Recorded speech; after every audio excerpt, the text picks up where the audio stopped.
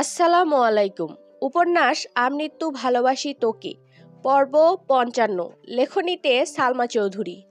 খাওয়া দাওয়া শেষে ফুপ্পিরা বিদায় নিয়ে চলে গেছেন। পথশিশুদের খাওয়া শেষে আবির নিজেই এগিয়ে দিতে গেছে। এই সুযোগে মেঘ আর তার বন্ধুবান্ধবীরা মিলে আড্ডা দিচ্ছে। তানভীর পাশের টেবিলে বসে ফোন চাপছে আর একটু পর পর মেঘদের দেখছে। পাশে বসাতে ওদের সব কথোপকথনই তানভীরের কানে যাচ্ছে। তামিম দু একটা কথা বললেও মিনহাজ তেমন কথাই বলছে না। দু একবার এদিক সেদিক তাকাতে গিয়ে তানভীরের সঙ্গে চোখাচোখি হয়েছে। তানভীরের গুরুগম্ভীর চেহারা আর ক্রোধিত আঁখি দেখেই মিনহাজ দৃষ্টি নামিয়ে নিয়েছে। তানভীরের ভয়ে কিছুই বলতে পারছে না। মিনহাজ গিফটের পাশাপাশি মেঘের জন্য একটা ব্রেসলেট এনেছিল, যেটার ঠিক মাঝখানে এম অক্ষর ছিল। মিনহাজ আর মেঘ দুজনের নামের প্রথম অক্ষরই এম, সেই সুবাদে মিনহাজ এটা এনেছে। মেঘ তেমন কিছু না ভাবলেও মিনহাজ নিজের কথাই ভাববে। কিন্তু তানভীরের ভয়ে প্রথম থেকেই মিনহাজ ছিটিয়ে আছে। আবির আসার পর তো মিনহাজের স্বাভাবিক নিঃশ্বাসই বন্ধ হয়ে গেছে।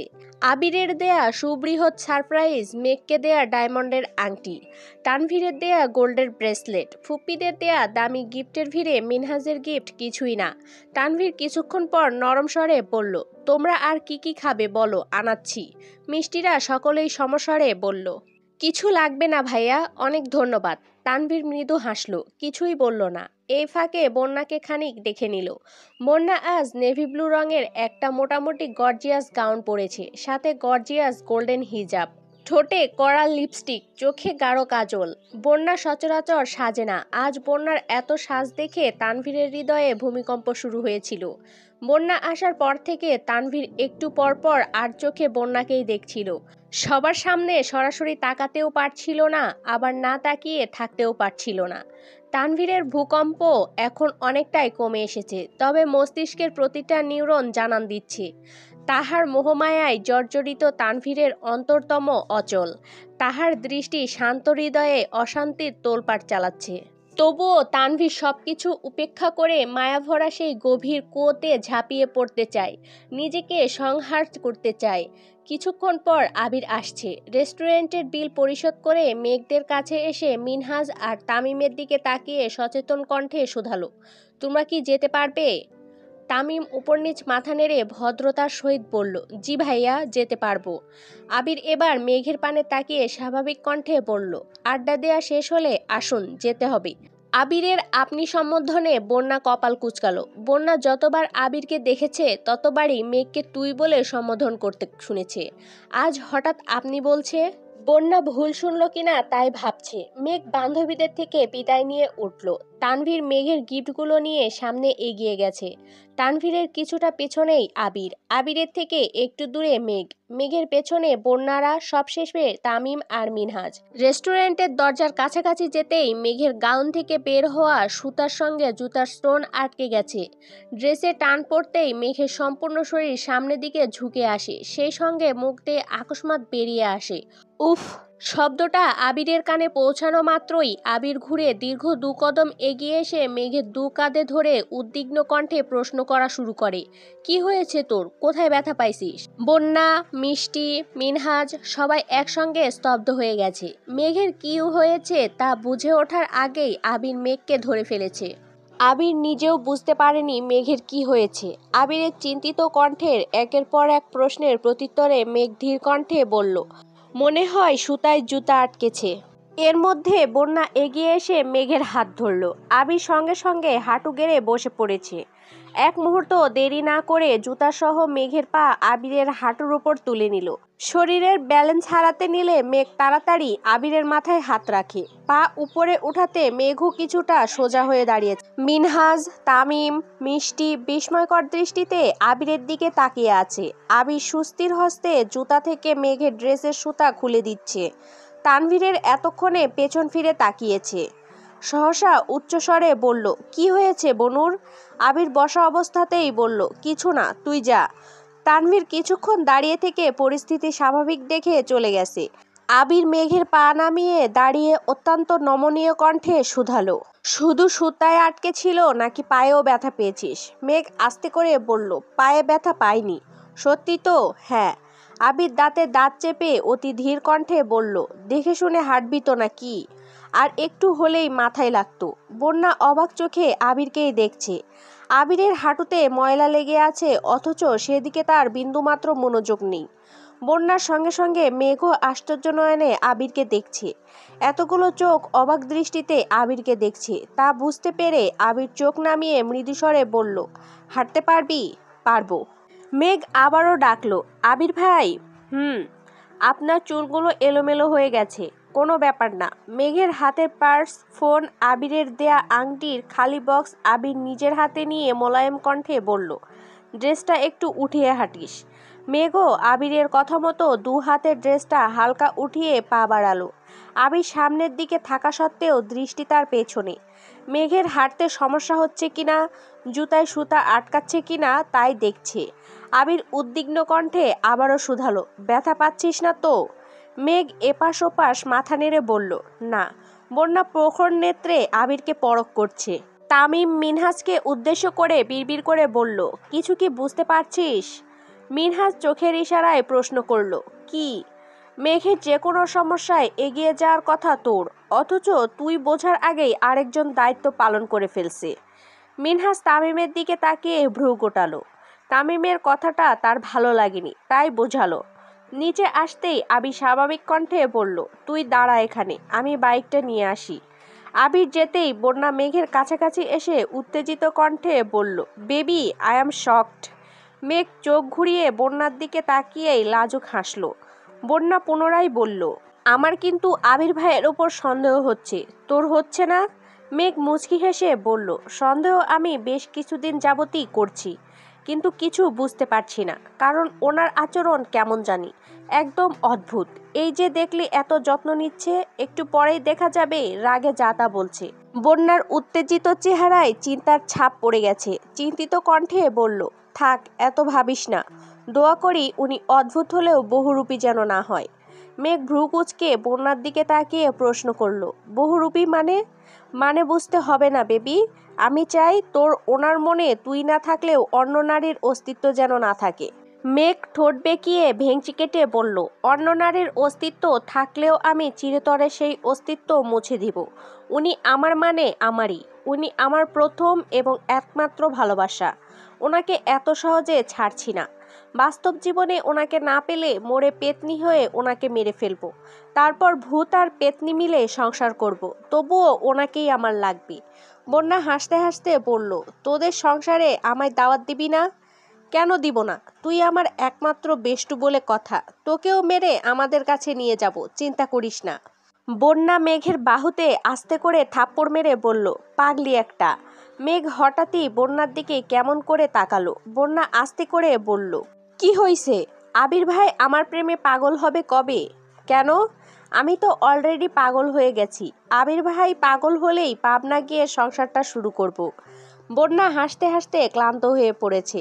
মুখে হাসি রেখেই বলল, আল্লাহ আমায় বাঁচাও। বিয়ের খবর নাই, এদিকে কোথায় সংসার করবে তা ভেবে ফেলছে। মিনহাজ মিষ্টিরা মেঘদের একটু পেছনে ছিল। বন্যার এত হাসি দেখে মিনহাজ বিরক্তির স্বরে বলল, এত হাসছিস কেন? ভাল লাগছে তাই হাসছি। তোর কোনো সমস্যা? হ্যাঁ, আমার কানে লাগছে। তাহলে কানে আঙুল দিয়ে রাখ। মিনহাজের রাগ আরো বেড়ে গেছে। একদিকে মেঘের প্রতি আবিরের কেয়ার, অন্যদিকে বন্যার হাসিতে মিনহাজ রীতিমতো রাগে কটমট করছে। এর মধ্যে আবির আর তানভীর দুজনেই হাজির হলো। আবির তানভীরকে উদ্দেশ্য করে বলল, তুই ওদের বাসা পর্যন্ত এগিয়ে দিয়ে আসবি। আমি মেঘকে নিয়ে বাসায় যাচ্ছি। আচ্ছা ভাইয়া। আবির মেঘের দিকে তাকিয়ে বলল, তোর পার্স গাড়িতে রেখেছি, আর ফোন আমার পকেটে, লাগলে বলিস। চল এখন। মেঘ বাইক পর্যন্ত যেতেই আবির বাইক থেকে একটা হেলমেট নিয়ে প্রতিদিনের মতোই মেঘকে পরিয়ে দিচ্ছে। বন্যা এসব ঘটনা দেখে অভ্যস্ত, কিন্তু মিষ্টিরা প্রথমবার দেখছে। এতদিন শুধু মেঘের মুখেই আবিরের প্রশংসা শুনে আসছে, আজ তার খানিকটা নিজের চোখেই দেখছে। মেঘ বাইকে বসার পরও আবির কয়েকবার পেছনে ঘুরে মেঘের ড্রেস ঠিক করে দিচ্ছে, যাতে জুতা বা বাইকে কোনোভাবে না আটকায়। আবির মেঘকে নিয়ে চলে গেছে। তানভীর তামিমদের উদ্দেশ্যে বলল, তোমাদের রিকশা ঠিক করে দিছি, যাও। বন্যাদের দিকে তাকিয়ে স্বাভাবিক কণ্ঠে বলল, তোমরা গাড়িতে বসো। ওরা কিছু বলতে গেলে বন্যা চোখে ইশারা দিল। সন্ধ্যার পর হয়ে গেছে, এ অবস্থায় তানভীর নিজেই ওদের গিয়ে দিয়ে আসতো। তার উপর আবিরও বলে গেছে, এখন মিষ্টিরা কিছু বললেই তানভীরের ধমক শুনবে, তাই বন্যা ওদের আটকিয়েছে। মিষ্টিরা দুজনকে নামিয়ে তানভীর বন্যাকে নিয়ে যাচ্ছে। কিছু দূর যাওয়ার পর তানভীর একটু ভেবে প্রশ্ন করল, ফুচকা খাবে? না। কেন? তোমার না ফুচকা প্রিয়? অনেক খেয়ে ফেলছি, পেটে জায়গা নেই। তানভীর হেসে বলল, ফুচকার জন্য পেটে নয়, মনে জায়গা দরকার। তানভীর রাস্তার পাশে গাড়ি সাইড করে নামালো। তানভীরের দেখা দেখি বন্যাও নেমেছে। বন্যা ঠান্ডা কণ্ঠে বলল, আমি এখন সত্যিই ফুচকা খেতে পারবো না। সমস্যা নেই, একটু হাঁটবে, যখন খেতে ইচ্ছে করবে খেয়ে তারপর যাব। বন্যা মাথা নিচু করে গম্ভীর কণ্ঠে বলল, এটা ঠিক না। ঠিক বেঠিক আমি কম বুঝি। বন্যা তীক্ষ্ণ দৃষ্টিতে তানভীরের দিকে তাকিয়ে আছে। মেঘরা এক একটা ভাই বোন ঘাড়তেরার সেরা, ওরা যা বলবে তাই করবে। বন্যা হাল ছাড়ল না, অত্যন্ত নমনীয় কণ্ঠে বলল, রাত হয়ে যাচ্ছে, বাসায় যেতে হবে। তানভীর আর চোখে তাকিয়ে তপ্ত স্বরে বলল, এই মেয়ে, তুমি কি আমাকে ভয় পাচ্ছ? না, তেমন না। কিন্তু? তাহলে কিন্তু কিসের? তোমার বাসার মানুষ জানে তুমি কোথায় গিয়েছো, আর আমি তোমাকে এগিয়ে দিয়ে যাব সেটাও জানে। তারপরও এত টেনশন কিসের তোমার? এমনি। আশেপাশে মানুষের ভিড়ে তানভীর হাঁটছে, সঙ্গে বন্যাও হাঁটছে। কিছুটা সামনে যেতেই দুটা ছেলে তানভীরকে সালাম দিল। তানভীর সালাম উত্তর দিতেই দুজনের মধ্যে একজন মুচকি হেসে শুধালো, ভাই, উনি কি ভাবি নাকি? তানভীর সহসা বন্যার দিকে তাকালো। বন্যা ড্যাব ড্যাব করে তাকিয়ে আছে তানভীরের দিকে। তানভীর ছেলেগুলোর দিকে তাকিয়ে জিভ দিয়ে ঠোঁট ভিজিয়ে ধমকের স্বরে বলল, কখন কি প্রশ্ন করতে হয় তোরা এটাও জানিস না? যা এখান থেকে। ছেলে দুটা সরি বলে মাথা নিচু করে চলে গেছে। তানভীর বন্যার দিকে না তাকিয়েই বলল, ডোন্ট মাইন্ড প্লিজ। বন্যা শক্ত কণ্ঠে বলল, আমি বাসায় যাব। কেন? ভালো লাগছে না। ওহ। ওহ মানে? তোমার যখন ভালো লাগবে তখন ফুচকা খাবে, তারপর বাসায় যাবে। বন্যা রাগে বলল, আজব, আমি বললাম তো আমার ভালো লাগছে না। তানভীরও এবার রাগী স্বরে প্রশ্ন করল, তো আমি কি করব? নদীতে ফেলে দিয়ে আসবো? মানে? তানভীরের হঠাৎ আবিরের বলা কথাটা মনে পড়ছে। রাগ উঠলেও বন্যাকে রাগ দেখানো ঠিক হবে না। তানভীর কপাল গুটিয়ে পড়ল, মন খারাপ করে বাসায় গেলে সবাই ভাববে আমরা তোমার সাথে খারাপ ব্যবহার করেছি। সত্যিই কি তাই? কেউ কিছু ভাববে না। তানভীর মৃদু স্বরে শুধালো, ছেলেগুলোর কথায় মাইন্ড করছো? না তো, এমনি চলে যাব। তানভীর নিজের রাগ আর নিয়ন্ত্রণ করতে পারছে না, রেগে বলল, তোমার সময় নষ্ট করার জন্য আন্তরিকভাবে দুঃখিত। চলো তোমাকে বাসায় নামিয়ে দিয়ে আসি। আর কখনো এমন কাজ করব না। তানভীরের প্রবল রাগ বুঝতে পেরে বন্যা শান্ত হয়ে গেছে। কোমল কণ্ঠে বলল, আমি ফুচকা খেয়ে যাব। খেতে হবে না ফুচকা, মনের বিরুদ্ধে কোনো কাজ করতে হবে না, চলো, আমার খেতে ইচ্ছে করছে। তানভীর তীব্র আক্রোশ কণ্ঠে ঢেলে বলল, ঠিক আছে, খেয়ে আসো, আমি গাড়িতে আছি। বন্যা মৃদুস্বরে বলল, আমার একা থাকতে ভয় লাগছে। তানভীর এবার বিরক্ত হয়ে বন্যার দিকে তাকালো। বন্যার মায়াবী দৃষ্টি চোখে পড়তেই তানভীরের অভিব্যক্তি বদলে গেল। স্বাভাবিক কণ্ঠে বলল, এখানেই বসো, আমি অর্ডার দিয়ে আসছি। তানভীর চেয়েছিল রাতে শীতল পরিবেশে বন্যার সাথে একান্তে কিছুটা সময় কাটাবে। তানভীরের ভেতর জুড়ে সর্বদা বন্যায় ঘুরপাক খায়। বিকেল থেকে বন্যাকে দেখার, একান্তে কথা বলার তীব্র ইচ্ছে জেগেছিল তানভীরের মনে, তাই ফুচকার কথা বলে নিয়ে আসছিল। ফুচকা খেয়ে কিছুক্ষণ বসে বাসার উদ্দেশ্যে রওনা দিল। বন্যার বাসা সবার জন্য আবির রেস্টুরেন্ট থেকেই খাবার পার্সেল করে দিয়েছে। তারপরও বন্যা ওর বোনের জন্য ফুচকা নিয়েছে। এদিকে আবির মেঘকে বাসার কাজ পর্যন্ত নামিয়ে দিয়েছে। মেঘ নেমে গম্ভীর কণ্ঠে প্রশ্ন করল, আপনার আংটিটা দিয়ে দেই। কেন? আমার আংটি লাগবে না, আপনার জিনিস আপনার কাছে রেখে দেন। কেন? আবার কি হয়েছে? মেঘ মনে মনে আড়ালো, দামি গিফট দিয়ে আমি কি করব? আপনি যদি আমার না হন। মেঘের নীরবতা বুঝতে পেরে আবির রাগান্বিত কণ্ঠে বলল, আংটি যদি হাত থেকে খুলিস তাহলে খবর আছে। বাসায় যা, খুললে কি করবেন? সেটা এখন কেন বলবো, খুললে বোঝাবো। মেঘ ডান হাত দিয়ে এক টানে অনামিকা আঙুল থেকে আংটি খুলে হাতের তালুতে নিয়ে আবিরের সামনে ধরে বলল, এই নিন। আবির আংটিটা হাতে নিয়ে গম্ভীর কণ্ঠে প্রশ্ন করলো, তোর এই আংটির প্রয়োজন নেই? না। ফেলে দিলে আফসোস থাকবে না তো? আবির বাইকে বসে আংটি ফেলে দেওয়ার জন্য হাত তোলা মাত্র মেঘ দু হাতে আবিরের হাত আঁকড়ে ধরে বলল, প্লিজ ফেলবেন না, আমি পরবো, আমায় দিন। তুই যেহেতু পড়তে চাস না, থাক, বাদ দে। অপছন্দের জিনিস না পড়াই ভালো। মেঘ আবিরের হাত আরও শক্ত করে ধরে বলল, আমি কখন বললাম অপছন্দের জিনিস? আমার আংটি আমায় দিন। দুদিন পর পর খুলে ফেলার থেকে ভালো আমি এনেছি, আমিই ফেলে দিই। মেঘ তপ্ত স্বরে বলল, আর ফেলবো না। সত্যি তো? সত্যি। আবির আংটিটা হাতে নিয়ে 1 সেকেন্ড দেরি না করে মেঘের বাম হাতের অনামিকা আঙুলে পরিয়ে দিয়েছে। মেঘের হৃদস্পন্দন সঙ্গে সঙ্গে জোরালো হয়ে গেছে। মেঘের নিস্তব্ধ আখিযুগল স্তব্ধ হয়ে আছে হাতের অনামিকা আঙুলে। আকস্মাৎ বিপুল চোখে তাকালো আবিরের দিকে। আবির নিরুদ্বেগ ভঙ্গিতে পকেট থেকে মেঘের ফোন বের করছে। ফোন মেঘের দিকে এগিয়ে দিয়ে স্বাভাবিক কণ্ঠে বলল, বাসায় যা। আবির চলে গেছে, কিন্তু মেঘের পা থমকে আছে। আঙুলের দিকে তাকাতেই আবির ভাইয়ের আংটি পরানোর দৃশ্য চোখের সামনে ভেসে উঠছে।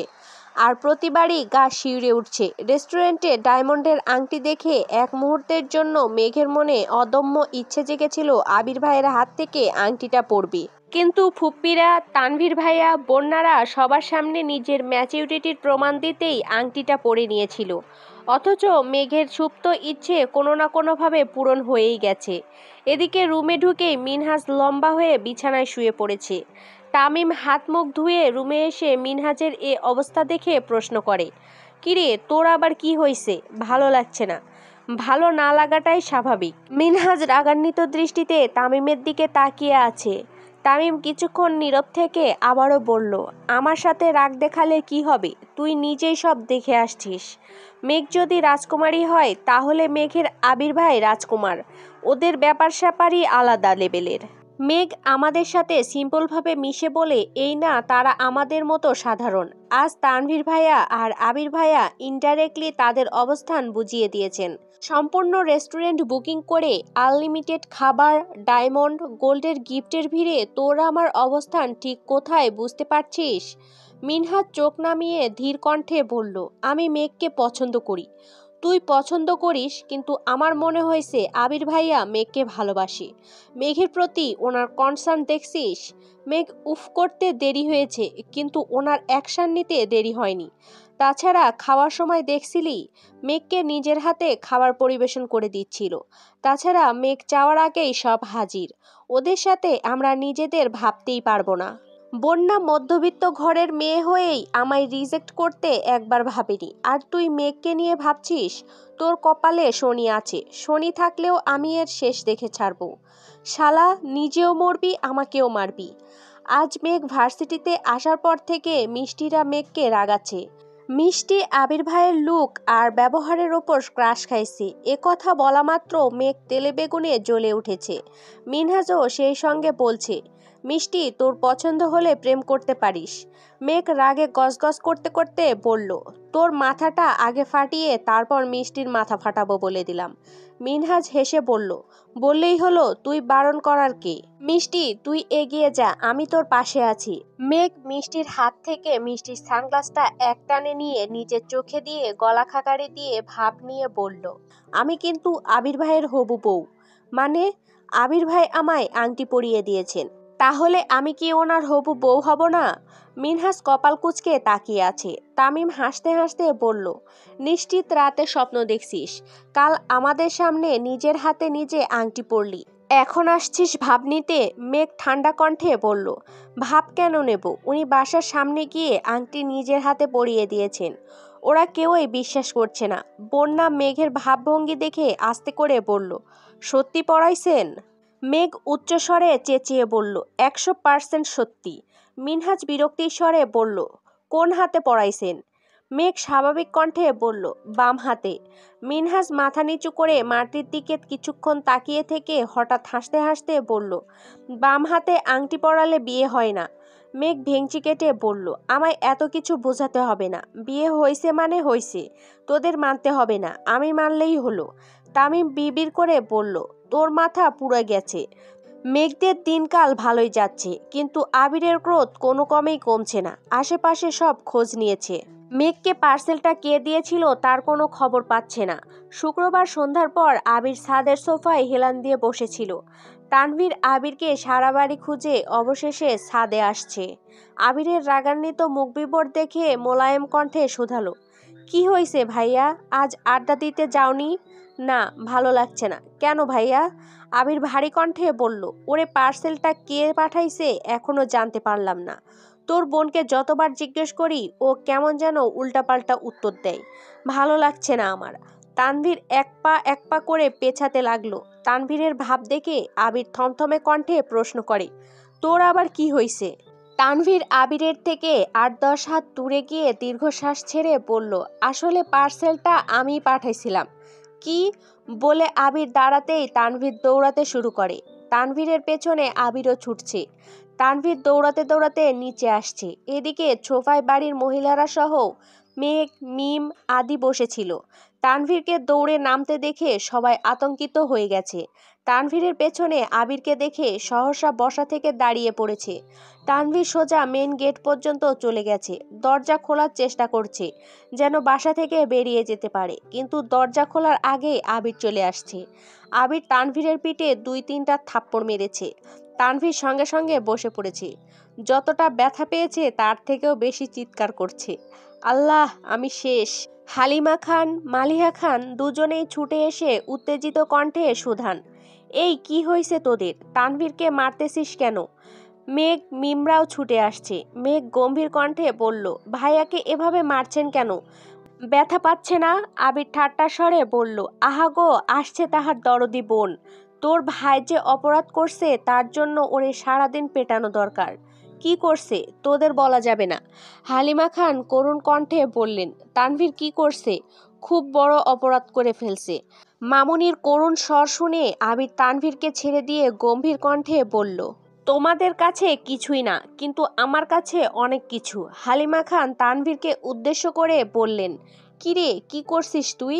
তানভীর দাঁড়িয়ে আড়মোড়া ভাঙতে ভাঙতে বলল, তেমন কিছু না, ভাইয়ার কলিজায় হাত দিছিলাম। বলেই তানভীর রুমের দিকে ছুটে গেছে। আবির নিচে দাঁড়িয়ে রাগান্বিত কণ্ঠে বলল, রুম থেকে বের হইস শুধু, তোর খবর আছে। মালিয়া খান সচেতন কণ্ঠে বললেন, আবির কি হচ্ছে এসব? কিছু না। তানভীরের পেছনে লাগছিস কেন? আবির ভারী কণ্ঠে বলল, আমি ওর পেছনে লাগি নাই আম্মু, ও আমার পেছনে লাগছে। আর আমাদের দুই ভাইয়ের মধ্যে তোমরা ঢুইকো না প্লিজ। ঠিক আছে, ঢুকলাম না, তোদের যা মন চাই কর, ধন্যবাদ। আবির নিজের রুমে চলে গেছে। তানভীর কিছুক্ষণ পর রুম থেকে বের হয়েছে। বেলকনিতে মেঘকে পেয়ে ধীর কণ্ঠে শুধালো, ভাইয়া কোথায় রে? রুমে। কেন? একটু দেখা করে আসি। ভাইয়া, তুমি যাইও না, আবির ভাই তোমাকে মারবে। আরে না, কিছু করবে না। মেঘ বিড়বিড় করে বলল, যাও, মার খাওয়ার শখ লাগছে যখন খেয়ে আসো। তানভীর হেসে চলে গেছে। তানভীর দরজা থেকে গলা পর্যন্ত ঢুকিয়ে ডাকলো, ভাইয়া। আবির বই পড়তেছে। তানভীর আবারও ডাকলো, ও ভাইয়া। কি হয়েছে? আসবো? কেন? একটু আসি। আয়। তানভীর দীর্ঘশ্বাস ছেড়ে বলল, আমার সাথে রাগ করার মতো আমি কিছু করিনি। আবির গুরুতর কণ্ঠে বলল, পার্সেলের টেনশনে আমার মাথা পুরো নষ্ট হয়ে গেছে। ১০-১২ দিন ধরে তন্ন তন্ন করে মানুষটাকে খুঁজছি, আর তুই রিল্যাক্সে বসে আছিস। তুমি আমায় বলতা, জানিস তো আমার কাউকে দুশ্চিন্তায় ফেলতে ভালো লাগে না। আচ্ছা, সরি। আমি ভাবছি তুমি পার্সেলের বিষয় ভুলে গেছো। তোর বোনকে ঘিরে সামান্যতম বিষয়ও আমি ভুলতে পারি না। এত যত্ন, এত ভালোবাসা থাকা সত্ত্বেও রাগ দেখাও কেন? দিনের পর দিন দুজনে গাল ফুলিয়ে রাখো কেন? আর ওই দিন পার্সেল পাঠাইছিলাম বলেই তো বনুকে এত সুন্দর সারপ্রাইজ দিয়েছো। আবির হঠাৎই সিক্ত আঁখিতে তাকিয়ে বলল, হ্যাঁ, কিন্তু আমার খুব ভয় হয়। ওকে হারানোর ভয় সর্বক্ষণ আমার মনে ঘুরপাক খায়। কি করি না করি নিজেই বুঝি না। তানভীর শান্ত স্বরে বলল, টেনশন করো না, ইনশাল্লাহ সব কিছু ঠিক থাকবে। মেঘ দরজায় দাঁড়িয়ে মৃদু হেসে বলল, আসবো? তানভীর আবিরের দিকে তাকিয়ে বিড়বিড় করে বলল, আমার বোন এখন এই রুমে আসতে অনুমতি নিচ্ছে, অথচ কয়দিন পরে তোমাকে এই রুম থেকে বের করে দিবে। ভাবতেই ভাল লাগছে। এতক্ষণে আবিরের মুখে হাসি ফুটল। ঠোঁটে হাসি রেখে মেঘকে বলল, আসেন। মেঘ রুমে ঢুকে ভ্রু কুঁচকে শুধালো, আপনাদের দুই ভাইয়ের মান অভিমান ভাঙছে? তানভীর উত্তেজিত কণ্ঠে বলল, আমরা দুই ভাই কখনো অভিমান করিই না। মেঘ কপাল গুটিয়ে রাগী স্বরে বলল, খুঁটা দিলা? তানভীর থমথমে কণ্ঠে বলল, ছি, আমার বোনকে আমি খোঁটা দিতে পারি? মেঘ শীতল কণ্ঠে জানালো, আমি কিন্তু যার তার সাথে অভিমান করি না, যে আমার সাথে উল্টাপাল্টা আচরণ করে তার সাথেই অভিমান করি। তানভীর হেসে বলল, তোর অভিমান নিয়ে আমি কিছু বলি না, আর বলবোও না। তোর ইচ্ছে হলে 24 ঘন্টা অভিমান করে বসে থাকবি, আর মানুষ তোর অভিমান ভাঙাবে। আবির গম্ভীর মুখ করে তানভীরকে উদ্দেশ্য করে বলল, আজ অভিমান করতে পারি না বলে কারো কাছে পাত্তা পাই না। তানভীর রাশভারী কণ্ঠে বলল, হইছে, তোমার আর অভিমান করতে হবে না। এক একজনের ঢং দেখলে বাঁচি না। দুদিন পর আবির মেঘকে পার্সেলটা দিয়েছে। পার্সেল দেয়ায় মেঘ সরু নেত্রে তাকিয়ে প্রশ্ন করল, পার্সেল দিয়ে দিচ্ছেন যে, কে পাঠাইছে? তা জেনে তোর কাজ কি? নিলে নে, না নিলে নাই। মেঘ পার্সেল নিয়ে রুমে চলে গেছে। পার্সেলে বই, চকলেট, ছোট ছোট গিফটে ভরা একটা বক্স ছিল। এক সপ্তাহ কেটে গেছে। আজ মেঘের মনটা খারাপ। ক্লাসে আসতে একটু দেরি হয়ে গেছে, তাই বন্যার সাথে বসতেও পারেনি। একা একা মন খারাপ করে ক্লাস শেষ করে বেরিয়ে আসছে। সেমিনারে বন্যা আর মিষ্টির সঙ্গে হাঁটছিল। আচমকা মিনহাস পেছন থেকে মেঘের মাথায় গাঁটটা দিয়ে বলল, এই পচা মেয়ে। মেঘ মাথায় হাত বুলিয়ে পেছনে তাকাতেই মিনহাস প্রখর তপ্তস্বরে বলল, তুই আমায় ব্লক দিছিস কেন? মেঘের এমনিতেই মেজাজ খারাপ, তার ওপর মিনহাজের উল্টাপাল্টা কথা শুনে মেজাজ আরো বেশি খারাপ হচ্ছে। মেঘ অদম্য কণ্ঠে বলল, আমি তোকে ব্লক দিব কেন? আর কোথা থেকেই বা দিব? তুই আমাকে ফেসবুকে ব্লক দিছিস। ধুর, আমি ব্লক দেইনি, জ্বালাস না আমায়, এমনিতেই মন ভালো না। তুই ব্লক দিছিস, বিশ্বাস না করলে চেক কর। ইস, আমি গত 2 দিন যাবৎ ফেসবুকে ঢুকি না, তোকে ব্লক দিব কিভাবে? আমি গতকাল রাতে তোকে মেসেজ দিছি, তারপর কিছুক্ষণ পর দেখি তুই আমায় ব্লক মারছিস। বাজে কথা বলিস না মিনহাজ, তুই তোর ফোন বের কর, ব্লক লিস্ট চেক কর, তাহলেই হবে। মেঘ ফোন বের করে বন্যাকে দিয়ে সাইডে চলে গেছে। মন খারাপ থাকলে কারো সাথে কথা বলতেই ইচ্ছে করে না, সেখানে হাঙ্গামা করা তো দূরের বিষয়। বন্যা ফেসবুকে ঢুকেই মেঘের ব্লক লিস্টে ঢুকলো। ব্লক লিস্টের প্রথম আইডিটাই মিনহাজের। বন্যা উদ্বিগ্ন কণ্ঠে বলল, মেঘ, সত্যি সত্যি মিনহাজকে ব্লক দেয়া? মেঘ বিরক্তির স্বরে বলল, আমি কাল ফেসবুকে ঢুকিই নাই। বন্যা এবার শান্ত স্বরে প্রশ্ন করলো, মিনহাজ, কি হয়েছিল, পুরো ঘটনা বল। মিনহাজ বলা শুরু করলো, মেঘকে মাঝে মাঝেই আমি মেসেজ দিই, ওর মন চাইলে রিপ্লাই করে, না মন চাইলে করে না। 2 দিন ভার্সিটি বন্ধ ছিল, ভাবলাম একটু স্মরণ করি। গত পরশুদিন মেসেজ দিছি, নেটে আসেনি। গতকাল মজার ছলে মেসেজ দিলাম, বেবি আই মিস ইউ। তারপর নেট থেকে বেরিয়ে খেতে গেছি। খেয়ে এসে নেটে ঢুকতেই দেখি মেঘের আইডি থেকে ব্লক দেয়া। মেঘ তীক্ষ্ণ দৃষ্টিতে তাকিয়ে জানালো, আমি নেটে ঢুকিনি, আর এমন কোনো মেসেজ দেখিও নি। বন্যা একটু ভেবে প্রশ্ন করলো, তোর আইডির পাসওয়ার্ড কেউ জানে? না তো, কে জানবে? তোর আইডি কে খুলে দিছিল? মেঘ সহসা বলল, ভাইয়া। পাসওয়ার্ড পাল্টাইছিলি পরে? না। তাহলে তানভীর ভাই? মেঘ আচমকা চটপটে স্বরে বলল, না না, ভাইয়া না, আবির ভাই আইডি খুলে দিছিল। বন্যা, মিষ্টি, মিনহাজ সবাই স্তব্ধ হয়ে গেছে। মিষ্টি একটু পর মৃদু হেসে বলল, মেঘরে, তুই শেষ। মিনহাজকে 30 মিনিটের মধ্যে ব্লক দিয়ে দিছে, মানে তোর আবির ভাই সর্বক্ষণ তোকে চোখে চোখে রাখছে। যা, তুই সাকসেস, সাথে তোর ভালোবাসাও।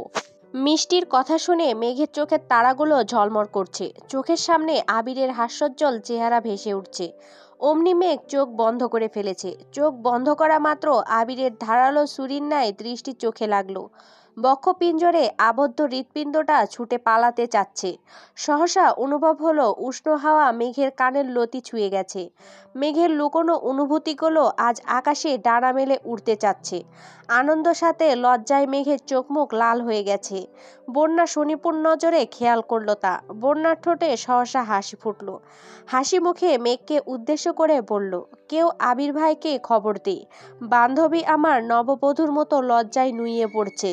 আবির ভাইয়া না আসলে বোধহয় চোখ তুলে তাকাবেই না। বন্যার কথায় মেঘের হোশ ফিরে স্পষ্ট চোখে তাকায় বন্যার দিকে। বন্যার হাস্যোজ্জ্বল মুখ দেখে মেঘ এগিয়ে এসে বন্যাকে জড়িয়ে ধরে লজ্জায় ওড়না দিয়ে মুখ লুকালো। বন্যা ক্ষীণ স্বরে বলল, বেবি থাক, লজ্জা পাইতে হবে না, আমরা তো আর আবির ভাইয়া নয়। মিষ্টি বলল, মেঘ তুই ওনাকে পেলে সত্যি অনেক ভালো থাকবি। আমি মাত্র কয়েক ঘন্টা ওনার দায়িত্বশীলতা আর যত্ন দেখে ক্রাশ খেয়ে ফেলছি, সেখানে তুই তো নিজে সর্বক্ষণ সব কিছু অনুভব করিস। মিনহাজ শক্ত গলায় বলে উঠল, তোদের আহ্লাদ দেখে বাঁচি না। এই বন্যা, মেঘের ফোনটা দে, আমার আইডি আনব্লক করি। মেঘ সোজা হয়ে দাঁড়িয়ে বন্যার থেকে নিজের ফোন নিয়ে ব্যাগে রাখতে রাখতে স্বাভাবিক কণ্ঠে বলল, কোনো প্রয়োজন নেই, তুই ব্লক লিস্টেই থাক। কেন? আবির ভাই নিজের হাতে ব্লক দিয়েছেন, আমার পক্ষে আনব্লক করা দুরূহ বিষয়। তাছাড়া আমাকে বেবি বলতে বারণ করা সত্ত্বেও তুই বেবি ডাকছিস, আমি কিছুই করতে পারবো না। এত পাথর মন কেন তোর? আনব্লক করে দে, আর বলবো না। সম্ভব না, আমি বাসায় যাব, টাটা। মেঘ খুশিতে গদগদ হয়ে সবাইরে রেখে চলে গেছে। গাড়িতে বসে ভাবছে, আবির ভাই কি সত্যিই আমায় পছন্দ করেন, নাকি আমি একটু বেশি ভাবছি। মেঘ বাসায় এসে হাত মুখ ধুয়ে নিচে আসছে। মালিয়া খান সোফায় বসে কি যেন পড়তেছিলেন। মেঘকে ঘুরঘুর করতে দেখে ডাকলেন, মেঘ এদিকে আয়। বড় আম্মুর ডাক শুনে মেঘ সোফায় এসে বসতেই মালিয়া খান মৃদুস্বরে বললেন, খাবি কিছু? না, খিদে নেই। তাহলে ঘুরতেছিস যে? আম্মুরা কোথায়? তোর আম্মু কাকিয়ারা শপিংয়ে গেছে। মেঘ ফোঁস করে শ্বাস ছেড়ে বলল, আমায় নিয়ে গেল না কেন? তুই যেতিস নাকি? হ্যাঁ। আজকে আর কিভাবে যাবি? তুই বরং অন্যদিন যাস। আমি খেতে দিচ্ছি, তুই ঠান্ডা মাথায় খেয়ে নে। মেঘ স্বাভাবিক কণ্ঠে বলল, তোমার খেতে দিতে হবে না, আমি একাই খেতে পারবো। মেঘ মন খারাপ করে রান্নাঘরে চলে গেছে। রাস্তায় আস্তে আস্তে মেঘ ভাবছিল শপিংয়ে গিয়ে আবিরের জন্য নিজে পছন্দ করে পাঞ্জাবি কিনে নিয়ে আসবি, কিন্তু আম্মুরা মেঘকে না বলেই চলে গেছে। মেঘ খাবার খেয়ে রুমে এসে শুয়ে আছে। মাথায় শুধু আবির ভাই ঘুরছে। শুয়ে বসে কোনোভাবেই ভালো লাগছে না। কয়েকবার ফোনে আবিরের নাম্বার বের করেছে, কিন্তু কল দেওয়ার সাহস পাচ্ছে না। কোনোভাবেই যখন ঘুম আসছিল না, তখন মেঘ উঠে চুপি চুপি আবিরের রুমে চলে গেছে। রুম জুড়ে মাতাল করা এক সুগন্ধ, যা মেঘের মস্তিষ্কের নিউরনে অনুরণ তুলছে। চারপাশে তাকাতে গিয়ে হঠাৎ নজর পড়ে আবিরের স্কাই ব্লু রঙের এক শার্টের দিকে। মেঘ নিঃশব্দে হেসে এগিয়ে গেল শার্টের কাছে। শার্টটা কাছে আনতেই আবিরের গায়ের গন্ধ স্পষ্ট নাকে লাগলো। আবেশে মেঘের চোখ বন্ধ হয়ে আসছে। প্রিয় মানুষের স্পর্শ যেমন দেহ আর মন উভয়কে আন্দোলিত করে, তেমনি প্রিয় মানুষের গায়ের গন্ধ তীব্র আকর্ষণ কাজ করে। মেঘ কিছুক্ষণ শার্টটাকে জড়িয়ে ধরে আকস্মাৎ জামার উপরে শার্টটা পরে নিল। আবিরের শার্ট মেঘের গায়ে অনেকটা পাঞ্জাবির মতো লাগছে, যেমন মোটা তেমনি লম্বা। মেঘ ড্রেসিং টেবিলের সামনে গিয়ে চোখ তুলে তাকাতেই লজ্জায় দু হাত দিয়ে মুখ ঢেকে ফেলেছে। খানিক বাদে দু আঙুল ফাঁক করে এক চোখে তাকিয়ে নিজেকে দেখতে লাগলো। খুশিতে দু হাত মেলে রুমে ঘুরতে লাগলো। ঘুরতে ঘুরতে ধপ করে বিছানায় এসে বসে পড়েছে। দু হাতে শার্টের কলার ঠিক করে হাতা টেনে বিছানায় শুয়ে দীর্ঘশ্বাস ছেড়ে চোখ বন্ধ করলো। চোখে ভাসছে গত 9 মাসে আবিরের সঙ্গে কাটানো একের পর এক অপরূপ মুহূর্ত। এসব ভাবতে ভাবতে কখন যে ঘুমিয়ে পড়েছে মেঘ নিজেও জানে না। আবির বিকেলের দিকে বাসায় আসছে। রুমে ঢুকতেই থমকে দাঁড়ালো। নিজের বিছানায় মেঘকে ঘুমন্ত অবস্থায় দেখে তীক্ষ্ণ দৃষ্টিতে তাকালো। আশেপাশে তাকিয়ে সম্পূর্ণ রুম ভালোভাবে নিরীক্ষণ করলো। ব্যাগটা রেখে কয়েক মুহূর্ত প্রখর নেত্রে রইল প্রেয়সীর অভিমুখে। ঘুমের মধ্যেও মেঘের ঠোঁটের কোণে হাসি লেগেই আছে। মেঘের পরনে নিজের শার্ট দেখে মুচকি হাসলো। আবিরের নিষ্পলক দৃষ্টি আটকে আছে মেঘের ঘুমন্ত চেহারায়।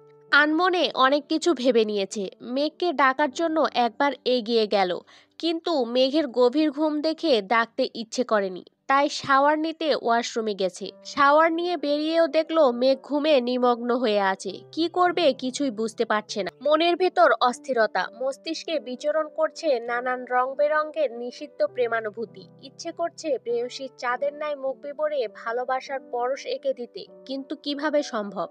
আবিরের প্রেয়সী যে এখনো অবুঝ। আবির ঠোঁটে হাসি রেখে মেঘের দিকে ঝুঁকে এসে চুল ঝাড়তেই পানির ছিটা মেঘের চোখে মুখে পড়ে। মেঘ ঘুমের মধ্যেই ভ্রু কুঁচকালো, কিন্তু সজাগ হওয়ার কোনো নামই নিল না। আবির রুম থেকে বেরিয়ে বেলকনিতে গেল। বাসার পরিস্থিতি বোঝার চেষ্টা করলো। মিমরা এখনো ফেরেনি। মালিহা খান নিজের রুমে। আবির আবারও রুমে আসছে। মেঘের দিকে ভালোভাবে তাকাতে পারছে না, আবার না তাকিয়েও থাকতে পারছে না। অন্যদিকে বাসার মানুষের চিন্তা তো আছেই, হুট করে কেউ চলে আসলে আর মেঘকে এভাবে আবিরের রুমে দেখলে কি হবে তাই ভেবে পাচ্ছে না।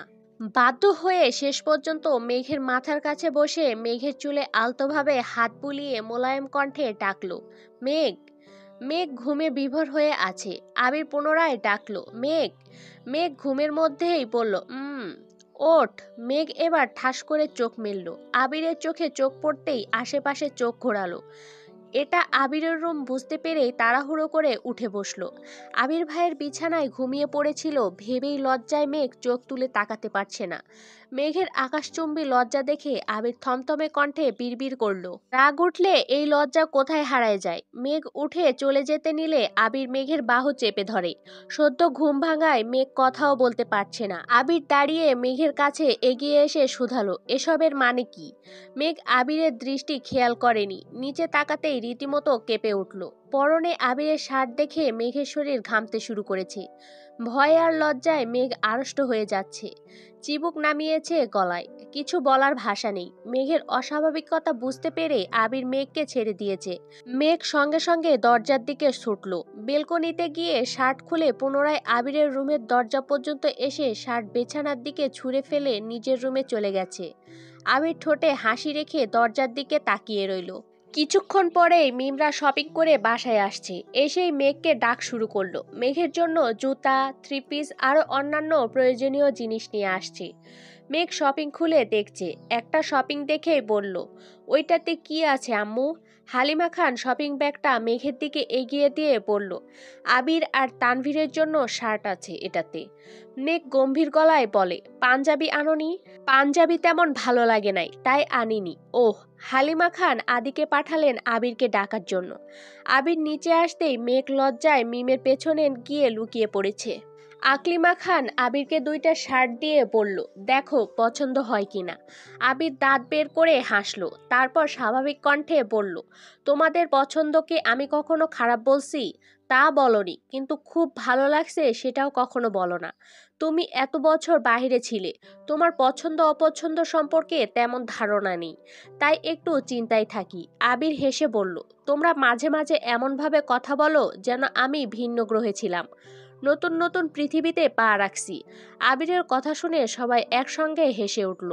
আবির নীরব দর্শকের মতো সব দেখল। আর মেঘ মিমের আড়াল থেকে লুকিয়ে লুকিয়ে আবিরকে দেখছে। আবির যতক্ষণ নিজে ছিল মেঘ সামনেই আসেনি। আবির নিজের শার্ট নিয়ে চলে যেতেই মেঘ আবারও সোফায় বসে শুধালো, আম্মু তোমরা আবার শপিংয়ে যাবে কবে? জানি না। কেন মা? আমিও শপিংয়ে যেতাম। তোর ড্রেস পছন্দ হয়নি? হয়েছে, আমার অন্য কাজ আছে। কবে যাবে বলো? আমরা আবার যেতে যেতে ঈদের সময় যাব, তখন গেলে হবে? না, আমার ইমার্জেন্সি যেতে হবে। তাহলে তানভীর না হয় আবিরের সঙ্গে চলে যাস। আবির এর মধ্যে রুমে শার্ট দুটা রেখে নিচে নামতে নামতে গম্ভীর কণ্ঠে শুধালো, কোথায় যেতে বলছে? ওর নাকি কি শপিং করতে হবে, তাই বলছিলাম তুই না হয় তানভীর নিয়ে যাস। এখন যাবি? মেঘ এপাশ ওপাশ মাথা নেড়ে না করলো। মেঘ মনে মনে বিড়বিড় করে বলল, ওনাদের নিয়ে শপিংয়ে যাওয়ার চেয়ে না যাওয়া ভালো। আবির স্বাভাবিক কণ্ঠে বলল, আমি বাইরে যাচ্ছি, ফিরতে দেরি হতে পারে, বলে আবির চলে গেছে। মেঘ রুমে যেতেই দেখলো ফোনে মিনহাজ একের পর এক কল দিচ্ছে। মেঘ ফোন রিসিভ করতেই মিনহাজ বলল, তুই কি আমায় আনব্লক করবি না মেঘ? আমি পারবো না, সেটা তোকে আগেই বলেছি। আর এতবার কল দিলে ফোন নাম্বারও ব্লক করে দিব বলে দিলাম। থ্রেট দিচ্ছিস মেঘ? মনে কর দিচ্ছি। ঠিক আছে, ভালো থাকিস, রাখছি। বাসায় ভালো লাগছি না বলে আবির আজ রাসেল, রাকিব আর লিমনের সাথে দেখা করতে আসছে। ওরা তিনজনই সিগারেট খাচ্ছিল। আবির আসতেই লিমন একটা সিগারেট আবিরের দিকে এগিয়ে দিল। আবির শক্ত কণ্ঠে বলল, আমি সিগারেট খাই না। রাসেল ফিক করে হেসে বলল, মজা করছিস নাকি? মজা করার কি হলো? লিমন সিগারেটটা আরও এগিয়ে বলল, আমাদের সাথে ফর্মালিটি করতে হবে না, নে খা।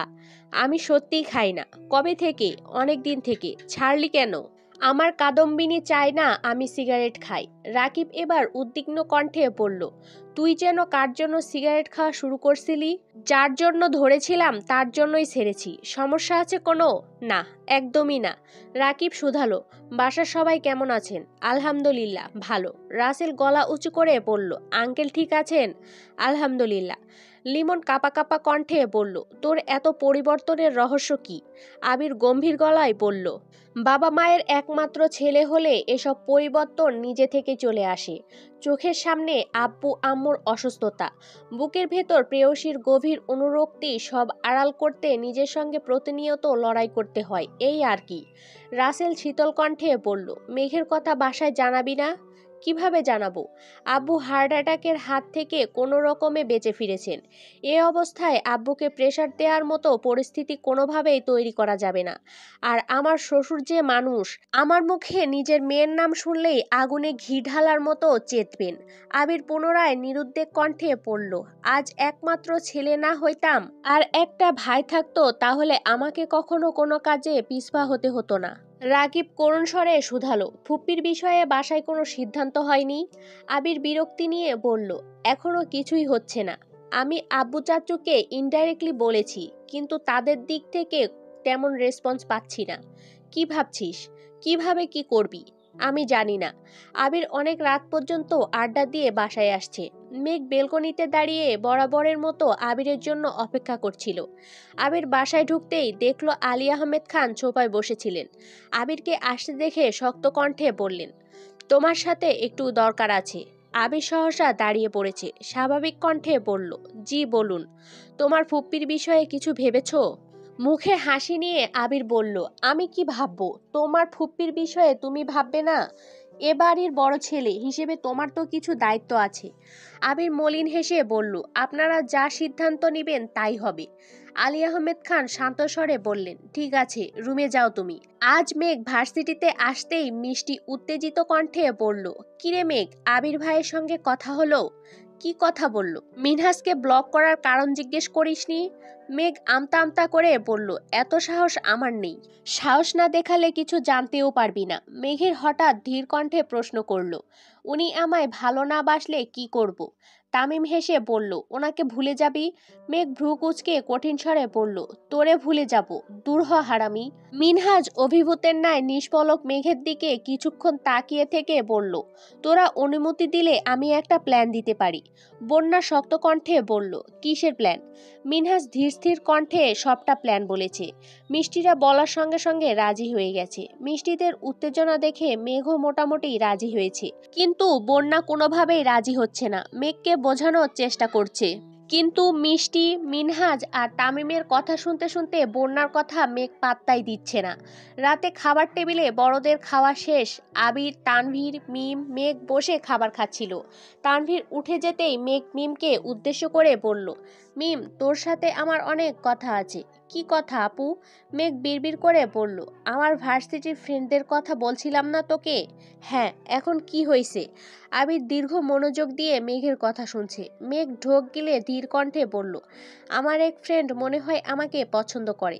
তোকে ছবি দেখাবো নি, খেয়ে রুমে আসি। মিম আচ্ছা বলে চোখ তুলতেই নজর পড়ে আবিরের দিকে। আবির অগ্নিদৃষ্টিতে তাকিয়ে আছে মেঘের দিকে। মিম সে দৃশ্য দেখে টেবিলের নিচ দিয়ে মেঘকে চিমটি কেটে বিড়বিড় করে বলল, আপু চুপ করো, ভাইয়া তোমার কথা শুনে ফেলছে। মেঘ মিমের কথায় তেমন পাত্তা না দিয়ে আবারও বলল, ওরা তোর কথা খুব বলে, তোকে নিয়ে একদিন ওদের সাথে দেখা করতে যাবনি। ঠিক আছে। ভয়ে মিমের কণ্ঠ ভিজে এলো। দাঁতে দাঁত চেপে বলল, সময় হলে যাব, এখন চুপ করো তুমি। মেঘ উত্তেজিত কণ্ঠে পুনরায় বলল, জানিস মিম, ওর নামের প্রথম অক্ষরও এম। আবির সঙ্গে সঙ্গে খাবার রেখে দাঁড়িয়ে পড়েছে। হালিমা খান উদ্বিগ্ন কণ্ঠে শুধালেন, কিরে, খাবার শেষ না করে উঠে পড়লি যে? খেতে ইচ্ছে করছে না কেন? কি হয়েছে তোর? কিছু না। আবির রাগে ফুঁসতে ফুঁসতে রুমে চলে গেছে। মেঘ এবার দীর্ঘ শ্বাস ছেড়ে চোখ তুলে তাকালো। মেঘের নেত্রদ্বয় টলমল করছে। আবিরের সামনে এভাবে কথা বলা মেঘের কাছে তৃতীয় বিশ্বযুদ্ধের সমতুল্য। ভয়ে মেঘের হাত পা কাঁপছিল।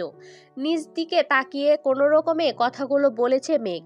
আবির কোনো দিকে না তাকিয়ে রুমে চলে গেছে। মেঘ গভীর রাত পর্যন্ত টিভি দেখেছে আর আবিরের জন্য অপেক্ষা করেছে। প্রায় 1টা নাগাদ মেঘ রুমে গিয়ে শুয়ে পড়েছে। পরদিন সকালে আবার খাবার টেবিলে আবিরের সঙ্গে দেখা। মেঘ কোনোভাবে আবিরের চোখের দিকে তাকায় না, কারণ আবির ভাইয়ের চোখে চোখ রাখলেই মেঘের সবকিছু গুলিয়ে যাবে। বড়দের কথার মাঝখানে মিম কি একটা কথা বলেছে, কিন্তু কেউ মিমের কথা কানেই নেয়নি। মেঘ মিমকে উদ্দেশ্য করে উচ্চস্বরে সচেতন কণ্ঠে বলল, শোন মিম, যেখানে গুরুত্ব পাবি না সেখানে কখনো কোনো কথা বলবি না, যেখানে গুরুত্ব পাবি সেখানেই নিজের মতামত দিবি। মেঘের বিজ্ঞের ন্যায় কথা শুনে মিম আহম্মকের মতো তাকিয়ে আছে।